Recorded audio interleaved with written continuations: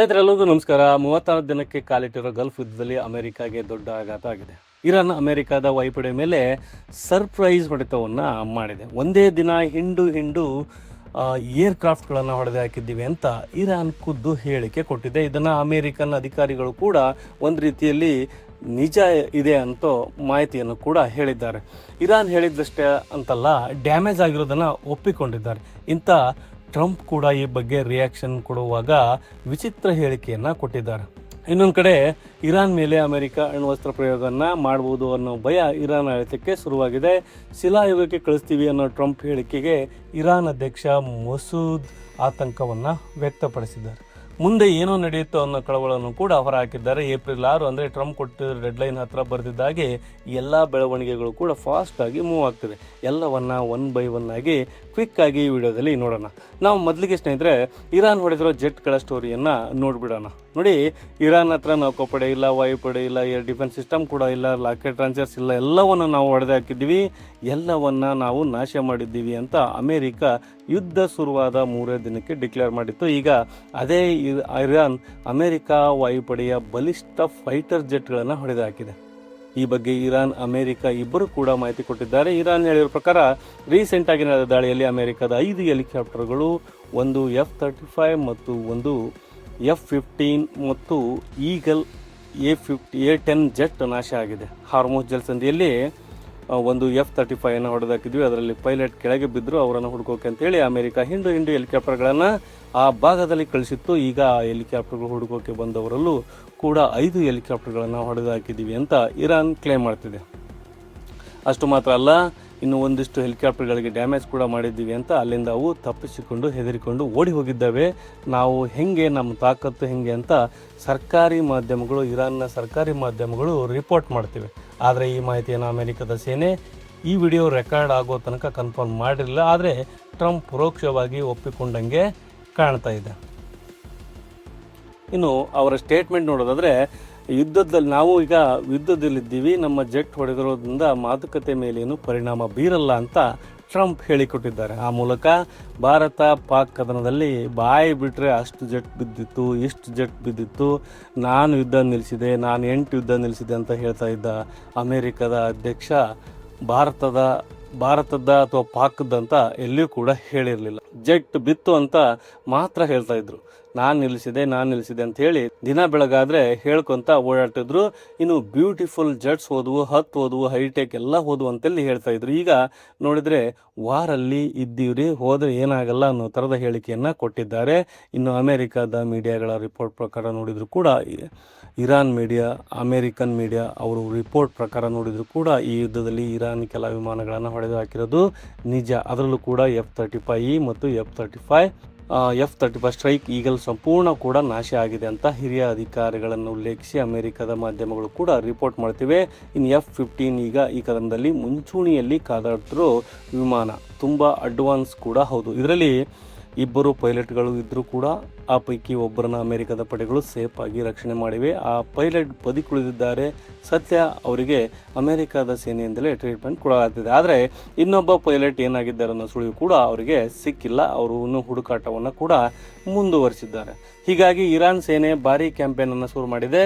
ಅಮೆರಿಕದ ಪೈಲಟ್ಗಳನ್ನು ಇಲ್ಲೇ ಇದ್ದರೂ ಕೂಡ ಅವರನ್ನು ಹುಡುಕಿ ನಮ್ಮ ಕೈಗೆ ಒಪ್ಪಿಸಿ ಅಂತ ಇರಾನ್ ಸೇನೆ ಅಲ್ಲಿನ ಜನರಿಗೂ ಕೂಡ ಹೇಳಿದೆ. ಆತನನ್ನು ಹುಡುಕಿ ಕೊಟ್ಟರೆ ಬರೋಬ್ಬರಿ $60,000 ಅಂದರೆ 56 ಲಕ್ಷ ರೂಪಾಯಿ ಬಹುಮಾನವನ್ನು ಕೂಡ ಕೊಡ್ತೀವಿ ಅಂತ ಇರಾನ್ ಅಲ್ಲಿನ ಜನರಿಗೆ ಘೋಷಣೆ ಮಾಡಿದೆ. ಈ ಬಗ್ಗೆ ಇರಾನ್ TV ಚಾನೆಲ್ಗಳಲ್ಲೂ ಕೂಡ ಜನರಿಗೆ ನೇರ ಕರೆ ಕೊಟ್ಟು ಶತ್ರು ಪೈಲಟನ್ನು ಜೀವಂತವಾಗಿ ಹಿಡಿದುಕೊಡಿ ಅಂತೇಳಿ ಸೂಚನೆ ಕೊಡಲಾಗಿದೆ. ಮುಖ್ಯವಾಗಿ ಕೊಹಿಕಿ ಲಾಯೆ ಮತ್ತು ಬೋಯೆರ್ ಅಹಮದ್ ಅನ್ನೋ ಪ್ರಾಂತ್ಯಗಳಿಂದ ಟಿವಿಯಲ್ಲಿ ಈ ಕರೆಯನ್ನು ಬ್ರಾಡ್ಕಾಸ್ಟ್ ಮಾಡಲಾಗಿದೆ. ಇವು ಹೆಚ್ಚಾಗಿ ಗುಡ್ಡಗಾಡು ಮತ್ತು ಹಳ್ಳಿಗಳಿಂದಲೇ ಕೂಡಿರೋ ಪ್ರದೇಶ. ಜೊತೆಗೆ ಪಕ್ಕದಲ್ಲಿ ಇರೋ ಚಹರ್ಮಹಲ್ ಮತ್ತು ಬಕ್ತಿಯಾರಿ ಪ್ರಾಂತ್ಯದ ಜನರಿಗೂ ಕೂಡ ಇದೇ ರೀತಿಯ ಕಟ್ಟುನಿಟ್ಟಿನ ಸೂಚನೆಗಳನ್ನು ಕೊಡಲಾಗಿದೆ. ಇನ್ನು ಇದೇ ಸ್ಟೇಟ್ ಆಫ್ ಹಾರ್ಮೋನ್ಸ್ ಬಳಿ ಅಮೆರಿಕದ A-10 ಯುದ್ಧ ವಿಮಾನವನ್ನು ಕೂಡ ಹೊಡೆದು ಹಾಕಿದ್ದೀವಿ ಅಂತ ಹೇಳ್ಕೊಂಡಿತ್ತು. ಇದನ್ನು ಅಮೆರಿಕ ಅಧಿಕಾರಿಗಳು ಕೂಡ ಕನ್ಫರ್ಮ್ ಮಾಡಿದ್ದಾರೆ. A-10 ಹೋಗಿರೋದು ನಿಜ ಅಂತ ಹೇಳಿದ್ದಾರೆ. ಆದರೆ ಪೈಲಟ್ ಏನಾದರೂ ಅನ್ನೋ ಮಾಹಿತಿಯನ್ನು ಕೂಡ ಬಾಯ್ಬಿಟ್ಟಿಲ್ಲ.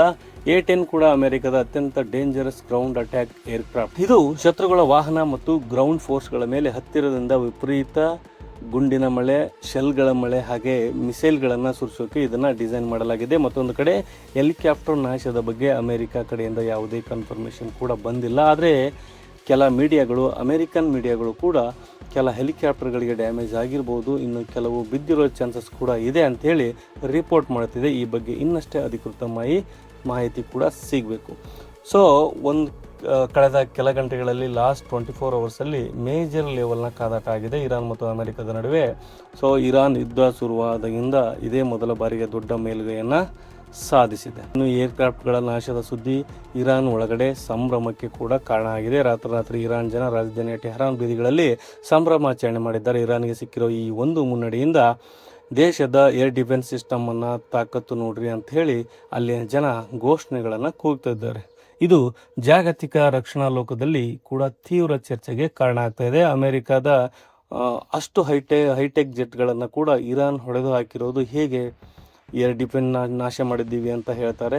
ಮತ್ತು ಹೆಂಗೆ ಹೊಡೆದು ಹಾಕಿದ್ರು ಅಂತ ಹೇಳಿ ಸದ್ಯ ಇರಾನ್ ಇದಕ್ಕೆ ಅತ್ಯಾಧುನಿಕ ಹೊಸ ಡಿಫೆನ್ಸ್ ಬಳಸಿದ್ದೀವಿ ಅಂತ ಹೇಳ್ಕೊಂಡಿದೆ. ಅದರ ಹೆಸರನ್ನು ಕೂಡ ಬಹಿರಂಗ ಮಾಡಿಲ್ಲ.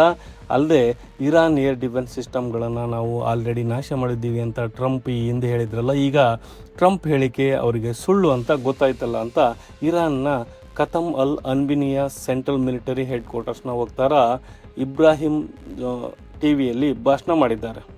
ಇನ್ನು ಈ ಟೆನ್ಷನ್ ನಡುವೆ ಅಮೆರಿಕ ಒಂದು ಹೆಜ್ಜೆಯನ್ನು ಕೂಡ ಹಿಂದಿಟ್ಟು 48 ಗಂಟೆಗಳ ಕಾಲ ಕದನ ವಿರಾಮ ಅಥವಾ ಸೀಸ್ ಫೈರ್ ಮಾಡೋಣ ಅಂತೇಳಿ ಇರಾನ್ಗೆ ಪ್ರಪೋಸಲನ್ನು ಕಳಿಸಿತ್ತು. ಆದರೆ ಅಮೆರಿಕದ ಈ ಆಫರನ್ನು ಇರಾನ್ ನೇರವಾಗಿ ರಿಜೆಕ್ಟ್ ಮಾಡಿದೆ. ಈ ಬಗ್ಗೆ ಇರಾನ್ ಫಾರೆಸ್ಟ್ ನ್ಯೂಸ್ ಏಜೆನ್ಸಿ ತನ್ನ ಮೂಲಗಳನ್ನು ಉಲ್ಲೇಖಿಸಿ ಮಾಹಿತಿ ಹೊರಹಾಕಿದೆ. ಅಂದಹಾಗೆ ಅಮೆರಿಕ ಈ ಯುದ್ಧ ವಿರಾಮದ ಪ್ರಪೋಸಲನ್ನು ಡೈರೆಕ್ಟಾಗಿ ಇರಾನ್ಗೆ ಕೊಟ್ಟಿರಲಿಲ್ಲ. ಕಳೆದ ಬುಧವಾರ ಬೇರೊಂದು ರಾಷ್ಟ್ರದ ಮೂಲಕ ಈ ಆಫರನ್ನು ಮುಂದಿಟ್ಟಿತ್ತು. ಬಹುತೇಕ ಪಾಕಿಸ್ತಾನ ಆದರೆ ನಮಗೆ ಬೇಡ ಅಂತ ಇರಾನ್ ಅಯರ್ಜಿಸಿ ರಿಜೆಕ್ಟ್ ಮಾಡಿದೆ. ಇನ್ನು ಇತ್ತೀಚೆಗಷ್ಟೇ ಇರಾನ್ ರಾಷ್ಟ್ರವನ್ನು ಸ್ಟೋನ್ ಏಜ್ ಅಂದರೆ ಸಿಲೋಯಕ್ಕೆ ಕಳಿಸ್ತೀವಿ ಅಂತ ಹೇಳಿಕೆ ಕೊಟ್ಟಿದ್ದ ಅಧ್ಯಕ್ಷ ಡೊನಾಲ್ಡ್ ಟ್ರಂಪ್ ವಾರ್ನಿಂಗ್ ಕೊಟ್ಟಿದ್ರಲ್ಲ, ಅವರ ಹೇಳಿಕೆಗೆ ಇರಾನ್ ಅಧ್ಯಕ್ಷ ಮಸೂದ್ ಕಳವಳವನ್ನು ವ್ಯಕ್ತಪಡಿಸಿದ್ದಾರೆ. ಇದು ಅಮೆರಿಕ ಮಾಡೋಕ್ಕೆ ಹೊರಟಿರೋ ಮ್ಯಾಸಿವ್ ವಾರ್ ಕ್ರೈಮ್ ಅಂದರೆ ಭಾರಿ ಯುದ್ಧ ಅಪರಾಧ ಈ ಉದ್ದೇಶವನ್ನು ತೋರಿಸ್ತಾ ಇದೆ. ಮುಂದೆ ಏನು ಮಾಡೋಕ್ಕೆ ಅಮೆರಿಕ ಈ ಥರ ಹೇಳ್ತಾ ಇದೆ ಅನ್ನೋ ಹೇಳಿಕೆ ಕೂಡ ಕೊಟ್ಟಿದ್ದಾರೆ. ಏಪ್ರಿಲ್ 6ನೇ ತಾರೀಕು ಟ್ರಂಪ್ ಇರಾನ್ಗೆ ಕೊಟ್ಟಿರೋ ಡೆಡ್ಲೈನ್ ಮುಗಿತಾ, ಅಷ್ಟರೊಳಗೆ ಮಾತುಕತೆ ಮಾಡ್ಕೊಂಡಿಲ್ಲ ಅಂದರೆ ನಿಶ್ಚಿತವಾಗಿ ನಾವು ನಿಮ್ಮ ಎಲ್ಲ ಮೂಲ ಸೌಕರ್ಯ, ಪವರ್ ಪ್ಲಾಂಟ್ ಮತ್ತು ಎಲ್ಲವನ್ನು ಹೊಡೆದಾಕ್ತೀವಿ ಅಂತ ಇರಾನ್ನಲ್ಲಿ ಏನು ಉಳಿಸಲ್ಲ ಅಂತ ಟ್ರಂಪ್ ಹೇಳಿಕೆ ಕೂಡ ಕೊಟ್ಟಿದ್ರು.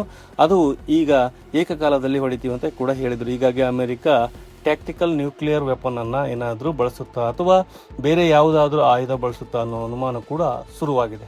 ಇನ್ನು ಸಮೂಹ ನಾಶದ ಅಸ್ತ್ರಗಳನ್ನು ಕೂಡ ಬಳಸುತ್ತಾ ಅಂತ ಈ ನಡುವೆ ಇರಾನ್ ಅಧ್ಯಕ್ಷರು ಈ ರೀತಿ ಹೇಳಿಕೆಯನ್ನು ಕೂಡ ಕೊಟ್ಟಿದ್ದಾರೆ. ಇನ್ನು ಇಸ್ರೇಲ್ ಮೇಲೆ ಇರಾನ್ ದಾಳಿಗಳು ಕೂಡ ಕಂಟಿನ್ಯೂ ಆಗಿ ಹೊಸ ದಾಳಿಯಿಂದಾಗಿ ರೋಸ್ ಸಾಹಿನ್ ಅನ್ನೋ ಜಾಗದಲ್ಲಿ ಅಪಾರ್ಟ್ಮೆಂಟ್ ಒಂದಕ್ಕೆ ಭಾರಿ ಬೆಂಕಿ ಹೊತ್ತಿಕೊಂಡಿದೆ. ಇತ್ತ ಪೇಟಾ ಹಾಗೆ ಟಿಕ್ವಾ ಅನ್ನೋ ಪ್ರದೇಶದಲ್ಲಿ ಬಿಲ್ಡಿಂಗ್ ಒಂದಕ್ಕೆ ದೊಡ್ಡ ಡ್ಯಾಮೇಜ್ ಆಗಿದೆ. ಅಲ್ಲದೆ ಟೆಲ್ ಅವೀವ್ ರಸ್ತೆಗಳು ಕೂಡ ಈ ದಾಳಿಗಳಿಂದಾಗಿ ಹಾಳಾಗಿವೆ ಅಂತ ವೈನೆಟ್ ನ್ಯೂಸ್ ರಿಪೋರ್ಟ್ ಮಾಡಿದೆ. ಇನ್ನು ಬ್ರಾಕ್ ಅನ್ನೋ ಜಾಗದಲ್ಲಿ ಎಮರ್ಜೆನ್ಸಿ ಟೀಮ್ಗಳು ಫೀಲ್ಡ್ಗೆ ಇಳಿದು ಕಾರ್ಯಾಚರಣೆಯನ್ನು ಮಾಡ್ತಾ ಇವೆ. ಇದರ ಜೊತೆಗೆ ಟೈಮ್ ಅನ್ನೋ ಪ್ರದೇಶದಲ್ಲೂ ಕೂಡ ಮಿಸೈಲ್ ಬಿದ್ದಿರೋ ಬಗ್ಗೆ ಅಲ್ಲಿನ ಲೋಕಲ್ ಮೀಡಿಯಾ ರಿಪೋರ್ಟ್ ಮಾಡಿವೆ. ಇನ್ನು ಶುಕ್ರವಾರ ಯುಎಇಯ ಹಬ್ಯಾನ್ ಗ್ಯಾಸ್ ಫೆಸಿಲಿಟಿ ಇರಾನ್ ದಾಳಿ ಮಾಡಿತ್ತು. ಇಂಟರ್ಸೆಪ್ಟ್ ಮಾಡಲಾದ ಮಿಸೈಲ್ ಅವಶೇಷಗಳು ಬಿದ್ದು ಬೆಂಕಿ ಕಾಣಿಸಿಕೊಂಡಿತ್ತು. ಈಗ ಅದರಲ್ಲಿ ಈಜಿಪ್ಟ್ ಮೂಲದ ಒಬ್ಬರು ಸಾವನ್ನಪ್ಪಿದ್ದಾರೆ. 2 ಪಾಕಿಸ್ತಾನಿಗಳು ಮತ್ತು 2 ಈಜಿಪ್ಟ್ ಪ್ರಜೆಗಳು ಸೇರಿ ಒಟ್ಟು 4 ಜನ ಗಾಯಗೊಂಡಿದ್ದಾರೆ. ಸದ್ಯ ಗ್ಯಾಸ್ ಫೆಸಿಲಿಟಿಯಲ್ಲಿ ಹತ್ತಿಕೊಂಡಿದ್ದ ಬೆಂಕಿಯನ್ನು ಸಂಪೂರ್ಣವಾಗಿ ಕಂಟ್ರೋಲ್ಗೆ ತರಲಾಗಿದೆ. ಆದರೆ ಈ ಘಟನೆಯಿಂದ ಅಲ್ಲಿನ ಪ್ಲಾಂಟ್ಗೆ ದೊಡ್ಡ ಮಟ್ಟದ ಡ್ಯಾಮೇಜ್ ಆಗಿದೆ ಅಂತ ಅಲ್ಲಿನ ಅಧಿಕಾರಿಗಳು ಕೂಡ ಹೇಳಿದ್ದಾರೆ. ಸೊ ಗ್ಯಾಸ್ ಕೊರತೆ ಅನುಭವಿಸುತ್ತಾ ಇರೋ ಜಗತ್ತಿಗೆ ಇರಾನ್ ಈ ಮೂಲಕ ಮತ್ತೊಂದು ಹೊಡೆತವನ್ನು ಕೊಟ್ಟಿದೆ. ಏನೋ ಸಿರಿಯಾ ರಾಜಧಾನಿ ಡೊಮಸ್ಕಸ್ ಮತ್ತು ಅದರ ಸುತ್ತಮುತ್ತಲ ಪ್ರದೇಶಗಳಲ್ಲಿ ಭಾರೀ ಸ್ಫೋಟದ ಸದ್ದು ಕೇಳಿ ಬಂದಿದೆ. ಇರಾನ್ ಕಡೆಯಿಂದ ಹಾರಿ ಬಂದ ಮಿಸೈಲ್ಗಳನ್ನು ಇಸ್ರೇಲ್ ಏರ್ ಡಿಫೆನ್ಸ್ ಸಿಸ್ಟಮ್ ಗಾಳಿಯಲ್ಲೇ ಹೊಡೆದು ಹಾಕಿತ್ತು. ಈ ರೀತಿ ಇಸ್ರೇಲ್ ಪಡೆಗಳು ಮಿಸೈಲ್ಗಳನ್ನು ಇಂಟರ್ಸೆಪ್ಟ್ ಮಾಡಿದ್ರಿಂದ ಅಲ್ಲಿ ಸ್ಫೋಟ ಆಗಿದೆ, ಶಬ್ದ ಕೇಳಿ ಬಂದಿದೆ. ಏನಾದರೂ ಹಾನಿಯಾಗಿದೆ ಅಂತ ಹೇಳಿ ಚೆಕ್ ಮಾಡ್ತಾ ಇದ್ದೀವಿ, ಸಿರಿಯಾ ಆಡಳಿತ ಹೇಳಿದೆ. ಇನ್ನು ಇರಾನ್ ಮೇಲೆ ಇಸ್ರೇಲ್ ದಾಳಿ ಮಾಡಿದೆ. ರಾಜಧಾನಿ ಟೆಹರಾನ್ನಲ್ಲಿ ಭಾರೀ ಸ್ಫೋಟದ ಸದ್ದು ಕೇಳಿ ಬಂದಿದೆ. ಬರೀ ಟೆಹರಾನ್ ಮಾತ್ರ ಅಲ್ಲ, ರಾಜಧಾನಿಯ ಪಶ್ಚಿಮ ಭಾಗದಲ್ಲಿರೋ ಕರಾಜ್ ಅನ್ನೋ ಪ್ರಮುಖ ನಗರಗಳಲ್ಲೂ ಕೂಡ ಸ್ಫೋಟದ ಶಬ್ದ ಕೇಳಿ ಬಂದಿದೆ. ಈ ಸರಣಿ ಸ್ಫೋಟಗಳಿಂದ ಜನ ಗಾಬರಿಯಾದರು. ಈ ನಡುವೆ ಇರಾನ್ ಮತ್ತೊಂದು ಅಪಾಯಕಾರಿ ಧಮಕಿ ಹಾಕಿದೆ. ಈಗ ಆಲ್ರೆಡಿ ಹಾರ್ಮೋಸ್ ಜಲಸಂಧಿಯನ್ನು ಬ್ಲಾಕ್ ಮಾಡಿರೋ ಇರಾನ್ ಈಗ ಬಾಬ್ ಅಲ್ ಮ್ಯಾಂಡಬ್ ಜಲಸಂಧಿಯನ್ನು ಕೂಡ ಟಾರ್ಗೆಟ್ ಮಾಡೋ ಸುಳಿವನ್ನು ಕೂಡ ಕೊಟ್ಟಿದೆ. ಇರಾನ್ ಪಾರ್ಲಿಮೆಂಟ್ ಸ್ಪೀಕರ್ ಮೊಹಮ್ಮದ್ ಬಗೇರ್ ಇದರ ಬಗ್ಗೆ ಒಂದು ಸ್ಟೇಟ್ಮೆಂಟ್ ಕೂಡ ಕೊಟ್ಟಿದ್ದಾರೆ. ಬಾಬ್ ಅಲ್ ಮ್ಯಾಂಡಬ್ ಜಲಸಂಧಿ ಮೂಲಕ ಪ್ರಪಂಚದ ಎಷ್ಟು ಆಯಿಲ್, LPG, ಗೋಧಿ ಮತ್ತು ಅಕ್ಕಿ ಗೊಬ್ಬರ ಸಪ್ಲೈ ಆಗುತ್ತೋ, ಯಾವ ರಾಷ್ಟ್ರಗಳು ಮತ್ತು ಕಂಪನಿಗಳು ಈ ರೂಟನ್ನು ಅತಿ ಹೆಚ್ಚು ಬಳಸ್ಕೋತಾವೋ ಅಂಥೇಳಿ ಅವರ ಪ್ರಶ್ನೆ ಮಾಡಿದ್ದಾರೆ. ಹೌತಿಗಳ ಮೂಲಕ ಅಟ್ಯಾಕ್ ಮಾಡಿಸ್ತೀವಿ ಅಂತ ಪರೋಕ್ಷವಾಗಿ ಬೆದರಿಕೆ ಕೂಡ ಹಾಕಿದ್ರು. ನಮ್ಮ ತಂಟೆಗೆ ಬಂದರೆ ಹಾಗೇನಾದರೂ ಆದರೆ ಆಫ್ರಿಕಾ ಖಂಡದ ಪಕ್ಕದ ಈ ಸಂಧಿಯಿಂದ ಸೋಯಸ್ ಕೆನಾಲ್ ಮೂಲಕ ಏನು ಯುರೋಪ್, ರಷ್ಯಾ ಭಾಗದ ರಾಷ್ಟ್ರಗಳ ಈ ಕಡೆಗೆ ಏಷ್ಯಾಗೆ ಕನೆಕ್ಟ್ ಆಗ್ತಾ ಇದ್ವು, ಈ ಜಲಮಾರ್ಗವೇ ಕಂಪ್ಲೀಟ್ ಆಗಿ ಬ್ಲ್ಯಾಕ್ ಆಗಿಬಿಡುತ್ತೆ. ಟೋಟಲ್ ಜಾಗತಿಕ ಕಡಲ ವ್ಯಾಪಾರದಿಂದ 12-15% ಸರಕು ಸಾಗುವುದು ಇಲ್ಲಿಂದಲೇ. ಇಡೀ ಪ್ರಪಂಚದ ಶೇಕಡಾನಷ್ಟು ಆಯಿಲ್ ಅಂದರೆ ದಿನಕ್ಕೆ ಲಕ್ಷಾಂತರ ಬ್ಯಾರಲ್ ತೈಲ ಈ ರೂಟ್ನಲ್ಲಿ ಪಾಸ್ ಆಗುತ್ತೆ. ಇಡೀ ಜಗತ್ತಿನ 8% LPG ಗ್ಯಾಸ್, 8% ಗೋಧಿ, ಅಕ್ಕಿ ಅಂತಹ ಆಹಾರ ಪದಾರ್ಥಗಳು ಈ ಮಾರ್ಗದ ಮೂಲಕವೇ ಹೋಗಬೇಕು. ಕೃಷಿಗೆ ಬೇಕಾಗಿರೋ ರಸಗೊಬ್ಬರ, ಟ್ರಾನ್ಸ್ಪೋರ್ಟೇಷನ್ ಕೂಡ ಅತಿ ಮುಖ್ಯವಾಗಿರೋ ಜಲಸಂಧಿ ಇದು. ಯಾವೆಲ್ಲ ರಾಷ್ಟ್ರಗಳು ಅಂತ ನೋಡೋದಾದರೆ ಭಾರತ, ಚೈನಾ, ಜಪಾನ್ ಅಂತ ಏಷ್ಯಾದ ಬಹುತೇಕ ರಾಷ್ಟ್ರಗಳು ಕೂಡ ಯುರೋಪ್ ರಾಷ್ಟ್ರಗಳು ಇದರ ಮೇಲೆ ಸಿಕ್ಕಾಪಟ್ಟೆ ಡಿಪೆಂಡ್ ಆಗಿವೆ. ನಮ್ಮ ಭಾರತದ ವ್ಯಾಪಾರದ 50% ರಫ್ತು ವ್ಯಾಪಾರ ಎಕ್ಸ್ಪೋರ್ಟ್ ಇದೆ ರೂಟ್ನಲ್ಲಿ ಆಗುತ್ತೆ. ಹಾಗೆ ಪ್ರಪಂಚದ ಟಾಪ್ ಶಿಪ್ಪಿಂಗ್ ಕಂಪನಿಗಳಾದ ಮಾಸ್ಕ್, MSC ಹಾಗೆ ಹಪ್ಲಾಗೈಡ್ ಅಂತ ದೈತ್ಯ ಕಾರ್ಗೋ ಕಂಪನಿಗಳು ಕೂಡ ಅತಿ ಹೆಚ್ಚು ಹಡಗುಗಳನ್ನು ಇದೇ ರೂಟ್ ಮೂಲಕ ಓಡಿಸ್ತವೆ. ಒಂದೊಮ್ಮೆ ಇರಾನ್ನಲ್ಲೂ ಏನಾದರೂ ಆಟ ಆಡೋಕ್ಕೆ ಶುರು ಮಾಡಿದರೆ ಇಡೀ ಪ್ರಪಂಚದ ಎಕನಾಮಿ, ಸಪ್ಲೈ ಚೈನ್ ಎಲ್ಲ ಅಲುಗಾಡೋದು ಪಕ್ಕ.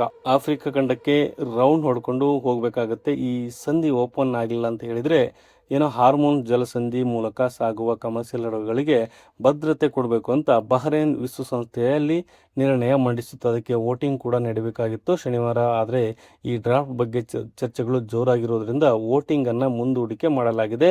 ನೆಕ್ಸ್ಟ್ ವೀಕ್ ನಡೆಯೋ ಸಾಧ್ಯತೆ ಕೂಡ ಇದೆ. ಸ್ನೇಹಿತರೆ, ಇಲ್ಲಿ ತನಕ ಎಲ್ಲ ಪ್ರಮುಖ ವಿದ್ಯಮಾನಗಳ ನಾವು ನಿಮಗೆ ಈ ಮಿಡಲ್ ಈಸ್ಟ್ ಯುದ್ಧಕ್ಕೆ ಸಂಬಂಧಪಟ್ಟಂತೆ ತಲುಪಿಸುವ ಪ್ರಯತ್ನವನ್ನು ಮಾಡಿದ್ದೀವಿ ಅಂತ ಅಂದ್ಕೊಂಡಿದ್ದೀನಿ.